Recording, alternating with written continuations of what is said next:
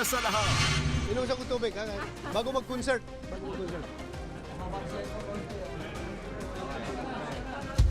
Thy virtues to display, Academy, oh, hail to thee.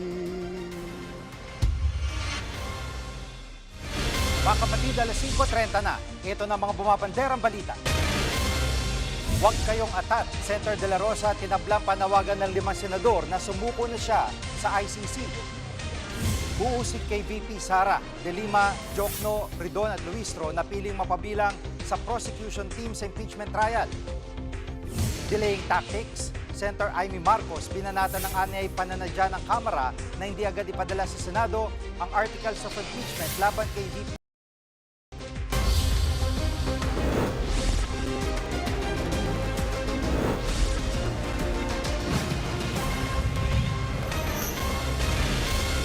Pinigpitan ng seguridad sa Senado sa gitna ng bali-balitang aarestuin na sa Senator De La Rosa. Nanindigan naman ng senador na hindi siya susuko sa dayuhan.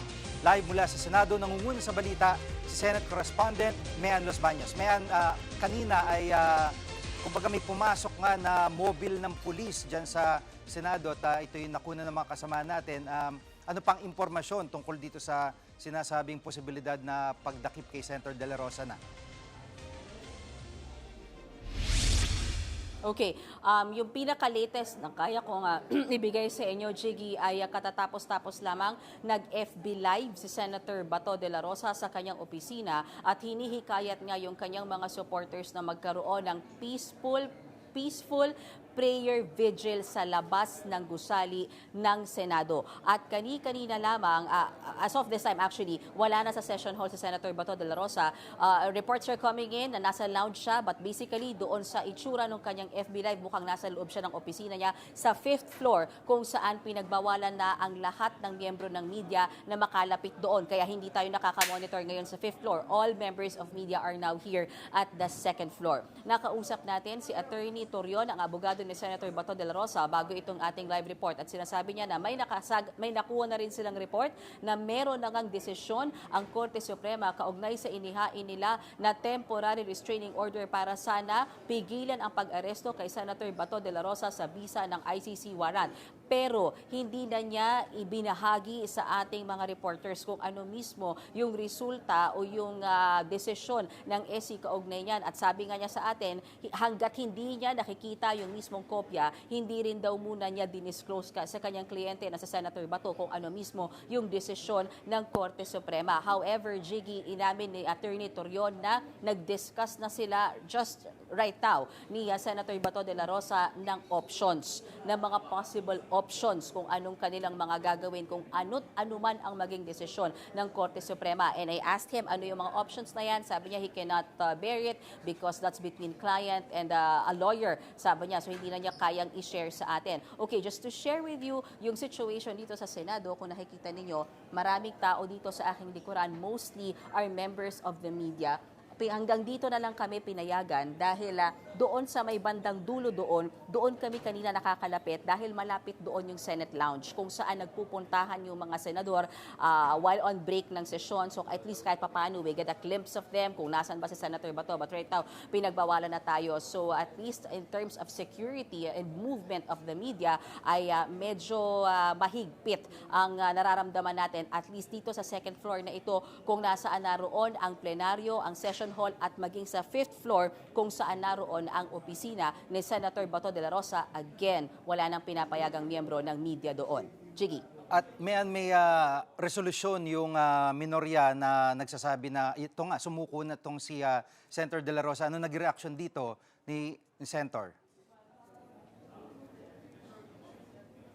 Ikinalulungkot daw ni Senator Bato de la Rosa na mga kasamahan niya mismo sa Senado ang naghain ng resolusyon na yan. Sino-sino ba yan? Yan ay mga miyembro ng minorya, bilang na dyan sila Senator Tito Soto, Senator Ping Lacson, Senator Risa Hontiveros, Bam Aquino at Kiko Pangilinan. Pero linawin natin, Jiggy, ang paliwanag ni Senator Ping Lacson dyan sa resolution na yan ay hinihiling nila na sumurrender sa Senator Bato de la Rosa sa local courts after ma-exhaust lahat ng judicial activity authorities at after ma-exhaust lahat ng judicial means, hindi sinasabi sa resolusyon, Jiggy, na isuko or dapat sumuko si Senator Bato de la Rosa sa ICC. Kasi yan yung kinasasama ng loob ng senador. Ang sabi pa nga niya, nakakatampo naman para bagang gusto na raw siyang paalisin sa Senado ng kanyang mga kasamahan dito. At partikular daw na masama ang loob niya kay Senator Ping Lacson dahil alam naman natin parehas silang naging PNP chief at naging upperclassman niya sa PNP at sabi niya lahat naman ng inutos ni Senator Ping sa kanya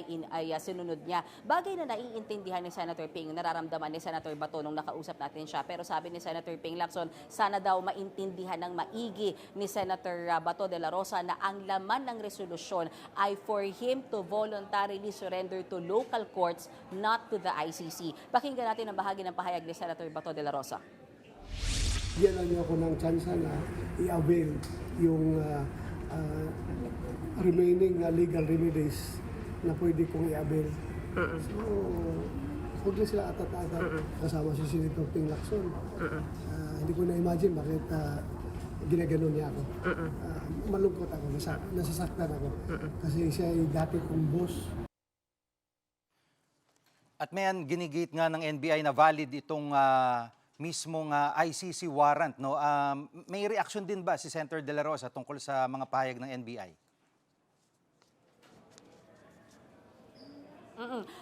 He will not surrender. Yun ang sinasabi ni Senator Bato de la Rosa. Whatever happens, he will not surrender doon sa ICC warrant. Unless nga talaga yung local courts ang magsabi o maglabas ng warrant laban sa kanya. But the question is, Jiggy, that remains to be answered ay, what if meron nang desisyon ang Korte Suprema, and that is a local court? Will Senator Bato de la Rosa abide by it? Kung sakasakali nga talagang hindi mag-grant yung TRO laban sa kanya, that's something na hinihintay natin sa ngayon. And Jiggy, balikan ko lang yung tungkol doon sa resolusyon. Kinampihan si Senator Bato nung ilan sa kanyang mga kaalyado sa mayorya. At mismo si Senate President Alan Peter Cayetano sinasabing may kabastusan yung resolusyon na yan na inihain ng ilang mga taga-minorya. At sabi nga niya, posible pa raw na mauwi sa ethics complaint kapag napatunayan daw nila Senate President Cayetano na nagkaroon ng plot para sadyain na ipaaresto si Senator Bato de la Rosa sa noong nakaraang Lunes sa mga operatiba ng NBI. Habang si Senator Marcoleta tumayo mismo sa plenaryo para sabihin na dapat ibasura yung resolusyon na yan ng mga taga-minorya. Pakinggan natin ang pahayag ni Senator Rodante Marcoleta. If the sponsors will have their way, the Senator De La Rosa is transported to the Netherlands. The constitutional issues now pending before the Philippine Supreme Court will become moot and academic. At may nanawagan ng suporta si Senator De La Rosa sa mga mula sa militar bilang isang PM mayor. Anong klaseng suporta kanyang inaasahan? Tama ka dyan, Jiggy. Ngayong umaga, sa dami nung kanyang interviews, I think 2 or 3 beses siyang kumanta nung PMA hymn. So, we cannot help but ask, bakit? Bakit ka kumakanta ng PMA hymn? Ano bang gusto mong iparating?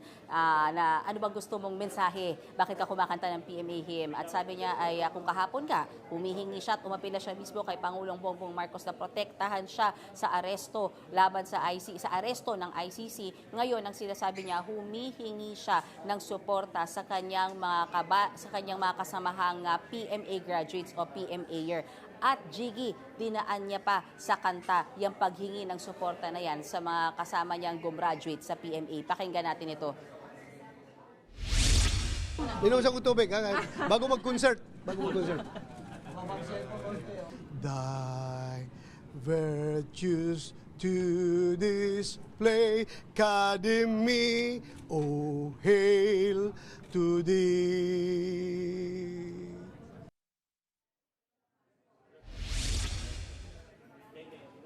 Jiggy, pagilinaw ni Senator Bato de la Rosa, hindi siya nanghihingi ng violent support sa mga Cavaliers o sa mga PMA graduates. Ang gusto lamang daw niya ay sana freely mailabas nila yung kanilang sentimiento tungkol daw sa nangyayari kay Senator Bato ngayon na very unfair yung situation. Nasabi niya, matinong pulis naman ako, bakit naman ako aarestuhin ng mga dayuhan? Pakinggan natin ang paliwanag ni Senator Bato de la Rosa. What does a peaceful support Sentiments. Being a cavalier, pakita lang sentimento na ayaw nilang pakialaman tayo ng mga dayuhan. Tayo Pilipino. Kung gusto man nila akong bitayin, gusto nila akong ilansang sa cross, dito sa ating Philippine courts.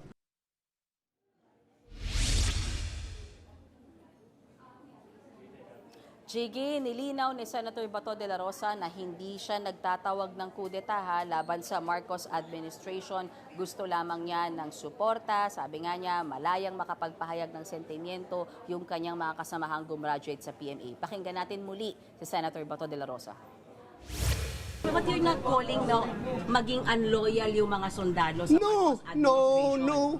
We belong to one country. We serve under one constitution. Ganun lang naman. Nakasabi siya sa konstitusyon na pangalagaan ng gobyerno yung welfare, yung serve and protect the Filipino citizens. Yun lang naman ang sinasabi ko. Okay. Jiggy, before I toss back to you, siguro some situation where I am right now, nandito pa rin tayo sa second floor kung nasaan ang plenaryo. It's a waiting game for us na mga taga-media dito kung ano bang mangyayari. May darating bang mga taga-NBI dito? Magkakaroon ba ng arestuhan or it's going to be a peaceful night for all of us? Bagamat natatandaan natin ang sabi ni Senate President Alan Cayetano na kapag gusto ulit pumasok ng mga NBI personnel dito at maghain ng warrant, hindi niya papayagan yan. And we don't know kung yan pa rin yung magiging stand niya ngayon if talagang makumpirma natin na meron na ngang desisyon ang Korte Suprema sa TRO na hinihingi ni Senator Bato de la Rosa. And of course, it's also worth seeing siguro kung ano yung nangyayari sa labas ng Senado after magtawag ni Senator Bato de la Rosa ng peaceful prayer vigil mula sa kanyang mga taga-suporta. Yan muna ang latest dito sa Senado. Jiggy, balik sa'yo. Yan ang ulat ni Mayan Los Baños live mula sa Senado. Alamin naman natin ang latest sa Korte Suprema. Live mula sa Maynila, nangunguna sa balita si News 5 Justice Correspondent Camille Samonte. Camille, una sa lahat, anong status ng TRO ng kampo ni Senator De La Rosa at totoo bang may desisyon na?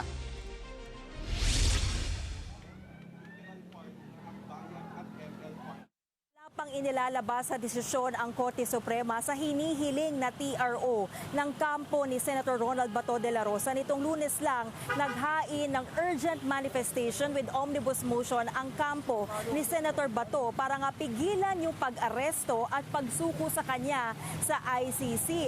Ang by experience, Jiggy, sa pagko-cover natin ng Korte Suprema ay hindi ito ura-ura-uradang nagdedesisyon sa mga petisyon. Ang karaniwang ginagawa ng Korte muna ay komento yung mga respondent o partido na may kinalaman sa petisyon. Pero we have to take note, Jiggy, urgent motion itong inihain ni Senator Bato. Kaya hindi malayong mangyari na magbaba ng desisyon agad ang NC. In fact, Jiggy, sa pinakahuling update na nakuha natin ay maglalabas ng resolution at isang press briefer ang NC. Kaya yan yung inaantabayanan natin kung ano ba yung magiging laman yan. Jiggy. At Camille, itong pagpapaaresto, yung legalidad sa pagpapaaresto kay Senator De La Rosa ay may legal na basehan ba ang gobyerno para talagang isuko na siya? Jiggy, dalawang option yung nakikita ng DOJ para isuko si Senator De La Rosa sa ICC. Una, yung Republic Act 9851 o Crimes Against International Humanitarian Law. Sa ilalim daw ng batas na ito, pwedeng isurrender ang isang akusado o suspect sa International Court o Tribunal tulad ng ICC na nag-iimbestiga sa genocide, war crimes at crimes against humanity. Ang ikalawang option ay extradition. Dito, hihilingin ng isang bansa na isuko sa kanila ang taong ipinaaresto. Mas mahabang proseso ito dahil kailangan pang dumaan sa Department of Foreign Affairs, DOJ at aaprubahan pa ng hukuman. Sa ngayon, wala pang malinaw na desisyon ang gobyerno kung alin dito ang susundin nila sa kaso ni De La Rosa. Sabi naman ng DOJ na legal pa rin yung pakikipag-ugnayan sa ICC dahil wala pang utos ang Korte Suprema na nagbabawal dito. Jiggy. At Camille, kailangan ba na magkaroon ng arrest warrant mula sa lokal na hukuman para maaresto talaga si Senator De La Rosa? Hindi, Jiggy, kung matatandaan, nung inaresto kasi si dating Pangulong Rodrigo Duterte, walang arrest warrant noon mula sa lokal na korte. Natanggap lang ng Philippine Center for Transnational Crime mula sa Interpol ang ICC arrest warrant at doon ibinata yung pagpapatupad nito. Sa pananaw rin ng DOJ, hindi kailangan ng arrest warrant mula sa korte rito sa Pilipinas. Pero ang kampo ni De La Rosa iginigiit na kailangan yan base sa Rome Statute. Nakasaad daw dyan na dapat iharap ang taong inaresto sa isang competent judicial authority ng bansa. Ibig sabihin, may papel ang local court para tiyakin na tama ang pagkakakilanlan ng taong inaresto. Sabi rin ng abogado ni De La Rosa na si Attorney Israelito Torion, hindi pwedeng gamitin ang RA 9851 na tinutukoy ng DOJ para isuko si De La Rosa. Pakinggan natin ang pahayag ni Senator Ronald De La Rosa. Well, may kanya-kanya tayong opinion dyan. Yung Rome Statute na yan, nagsasabi naman, mayroong provision doon na ang warrant nila na manggagaling sa kanila ay dapat dadaan pa sa local court. Depende sa kanila. Depende sa kanila yan. As I have said, kahit anong gagawin mong rason dito, kung talagang determinado sila, ginawa na kay Pangulong Duterte yan, di ba? At Camille, may payag na bang Malacanang tungkol sa mga usaping ito? Jiggy, tiniyak ng palasyo na hindi ipagkakait ang mga legal na remedyo kay De La Rosa. Sumusunod daw sa batas si Pangulong Bongbong Marcos at hindi karahasan ang pinaiiral. Dagdag pa ng palasyo, uunahin daw ng administrasyon ang interes ng taong bayan dito. Samantala, may dagdag ko na rin, Jiggy, binawi na rin ng PNP-CIDG ang sabina kay De La Rosa kaugnay nga ng investigasyon sa mga pagpatay sa war on drugs. Paggalang daw ito sa protective custody ng Senado kay De La Rosa. Yan muna ang latest. Balik sa iyo, Jiggy. Yan ang ulat ni Camille Samonte live mula sa Maynila. Susunod, Senator Amy pinunang anyay delaying tactics ng Kamara sa VP Sara impeachment. At mga kritiko ni Senator Bato nagbanta ng citizen's arrest laban sa kanya. Diyan lang kayo mga kapatid, dapat una sa lahat.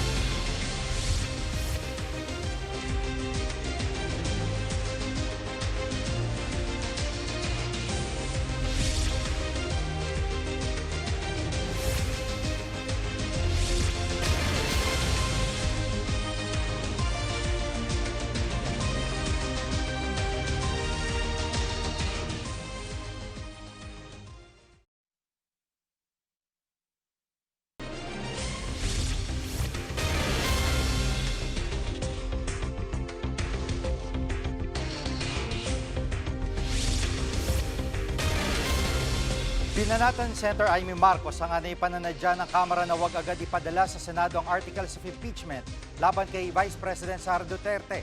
Bumuelta naman dyan ang ilang kongresista. Live mula sa Batasang Pambansa, nangunguna sa balita si News 5 House Correspondent Marian Enriquez. Marian, bakit nga ba hindi pa napapadala o natatransmit sa Senado ang articles of impeachment? Jiggy, pumalag nga yung ilang mga kongresista sa pahayag ni Senator Amy Marcos na sadyang inaantala ng Kamara ang pagpapadala ng articles of impeachment sa Senado. Giit po ni Bicol Soro Party List Representative Terry Ridon na isa po sa mga tatayong House Prosecutor, magkaiba ang sitwasyon noong nakaraang taon kung saan nga po fast track mode yung ruta ng 19th Congress sa impeachment ni VP Sara. Mas masinsin yung proseso ngayon yung ginawa nga ng 20th Congress. Ayon pa kay Ridon, sa dami ng mga lumabas na ebidensya, talagang marami-raming dokumento ang kailangang i-reproduce. Sinigundahan din yan ni Senior Deputy Majority Leader Lawrence Defensor. Narito po yung kanilang mga pahayag. Napakarami, lalo na ang ating mga annexes at mga dokumento. Gusto ng Secretary General na kompleto. Dapat yun eksakto ang mga dokumentong matatanggap ng ating Senate for the impeachment trial. At in the soonest time, as soon as we are complete in the reproduction of all the documents in the articles of impeachment, I'm quite certain the House Secretary General will transmit it to the Senate. No? So, if not today, within this week. Ayon naman kay House Secretary General Sheloy Garafil, sinisiguro lang daw nila na tama ang lahat ng mga kopya at naaayon ang mga ito sa kung ano talaga yung inaprubahan ng Kamara. Jiggy. At Marian, sino-sinong tatayong prosecutor sa impeachment trial? Yes, Jiggy, una nga sa listahan si House Justice Committee Chairperson Jervy Luistro na siya ring inaasahang maging lead prosecutor. At kabilang din sa prosecutors, yung mga napili na ring maging prosecutors noong isang taon laban kay VP Sara. Yan ay sina Congressman Joel Chua, Lawrence Defensor, Keith Flores, Rog Gutierrez at Isabel Zamora. Inihalal din po na prosecutors sina Congressman Shell Jokno, Terry Ridon, Leila De Lima, Lordan Suwan at Kaka Bag-aw. At Jiggy, ang prosecution team yung magiging kinatawan ng Kamara sa impeachment trial ni VP Sara. Sila yung maglalatag at magtatanggol sa articles of impeachment sa pagsalang nito sa Senate Impeachment Court. At umaasa nga, Jiggy, yung mga prosecutor na paninindigan ni Senate President Alan Peter Cayetano, yung pahayag nito na walang dahilan para maantala ang paglilitis at magko-convene agad ang Senado bilang impeachment court. Pero ang pinakahamon lang daw para kay Congressman Defensor yung mga senador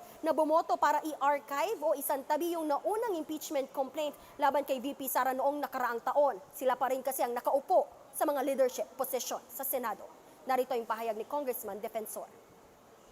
And I'm hopeful that they will follow the rule of law, especially that we followed all the demands of the Supreme Court in their decision to follow due process in times of in the exercise of the impeachment process.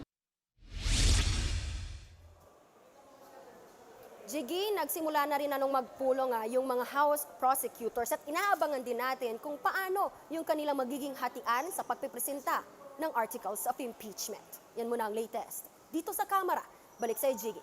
Yan ang ulat ni Marian Enriquez live mula sa Batasang Pambansa. Susunod, Senator Soto nagulat sa pagbaliktad ng suporta ni Senator Legarda. Huwag kayong bibitiw, dapat una sa lahat.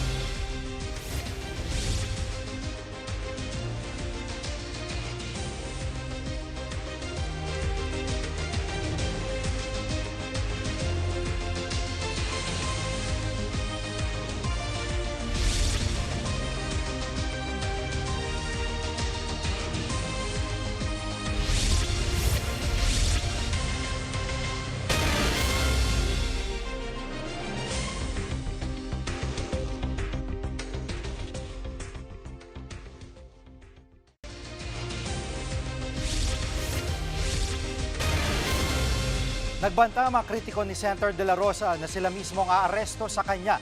Nagmarcha sila papunta sa Senado at muling nakaharap ang mga taga-suporta naman ng senador. Live mula sa Senado, nangunguna sa balita si Ian Suyu. Ian, paano raw gagawin ng mga kritiko ni Senator De La Rosa ang pag-aresto sa kanya? Jiggy, kinokondena nga ng mga kritiko ni Senator Bato de la Rosa ang anilay pagkakanlong sa kanya sa loob ng Senado sa gitna ng banta ng pag-aresto sa kanya sa bisa ng arrest warrant mula sa ICC. Nagtipon nga kanina dito sa labas ng Senado yung mga anti-Duterte groups para ipakita yung kanilang pagkadismaya sa kasalukuyang nagiging sitwasyon. Kabilang sa mga grupong dumating dito ay ang grupo ng Mamamayang Liberal at Tindig Pilipinas. Nagsagawa nga sila dito ng programa pasado alas 2 ng hapon. Kasama sa protesta sina dating Bayan Muna Representative Teddy Casino at dating Supreme Court Associate Justice Antonio Carpio. Sabi ni Casino, handa silang arestuhin si De La Rosa sa bisa ng citizen's arrest. Nagbabala naman si Carpio sa ilang mga senador. Narito ang kanilang naging pahayag. Ang pagbubuka niya, kasamahan ni Bato, samantala, walang magawa. ang Hindi mga kami due na lang process, mag-aaresto, basta bigyan na siya, kami pagkakataon. sobra-sobra na. Kailangan dyan, pag ayaw ibigay, filean nila ng obstruction of justice yung mga senators. Filean ng criminal cases. Dahil under Republic Act 58, yung Philippine humanitarian law, may option yung gobyerno either to surrender or to prosecute. Ang option ng gagawin ng gobyerno ngayon is to surrender the Bato. Sino ang pwedeng kasuhan ng obstruction of justice? Kung sino man ang nagpiprevent. At Ian, kumusta naging sitwasyon dyan sa labas ng Senado? Hindi ba nagkaroon ng kaguluhan katulad kahapon?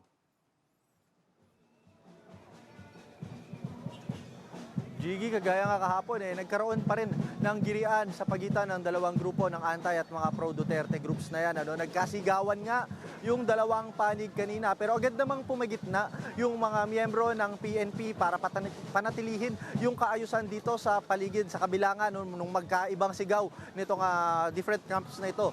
Mahigpit yung naging seguridad dito kanina. Ayon sa NCRPO, nasa 1,200 na mga uniformadong opisyal ng PNP yung nandito ngayon para magsilbing barricade, mag-form dito sa magkabilang gilid para siguraduhin yung kaayusan dito. Narito yung naging pahayag kanina ng NCRPO. And at the same time, we have negotiating team. These are a group of lawyers na makikipag-negotiate po sa mga leaders ng mga nagrarally para ilatag po yung yung mga requirements na pwedeng sundin, because we have to understand wala pong permit po na na-issue. So despite the fact na wala silang permit na nakuha sa City Government of Pasay, still papayagan natin silang ipahayag ang kanilang mga damdamin, pero may mga ground rules na. Gigi, pakita lang muna natin yung sitwasyon dito sa labas mismo ng Senado. Ito yung mismong gate kung saan nga kanina may mga sasakyan na rin na lumalabas, pinapayagang makalabas na. At talaga makikita ninyo, maluwag tong paligid na to dahil doon pa lang, ilang metro pa lamang, nakahilera na yung mga pulis para hindi makaabante yung mga rallyista or yung mga protesters. Doon sa kabilang dulo, makikita nga natin isang hilera ng mga pulis yan. At yung nandyan sa bahagi na yan, nagsasagawa ng kilos protesta yung mga supporters ng pamilya Duterte, pati na rin ni Senator Bato de la Rosa. So yun nga ang panawagan nila, na tuloy-tuloy daw ang kanilang magiging suporta dito at hindi raw sila aalis dito hanggat hindi nagiging maayos yung sitwasyon sa loob ng Senado. Samantala, ayan, makikita natin may mga ilang sasakyan na rito na lumalabas, at sa kabila niyan, mahigpit pa rin yung seguridad sa loob naman ng Senado, Todor na rin daw yung bantay ng mga OSAA doon, kaya antabayanan pa rin natin yung latest na magiging development mula rito sa labas ng Senado. Yan muna ang latest mula dito sa Pasay. Jiggy? Yan ang ulat ni Ensuyu live mula sa Senado. Susunod, Senator Pangilinan hinamon si Senator Padilla na magsampa ng ethics complaint laban sa kanya. Huwag kayong bibitiw, dapat una sa lahat.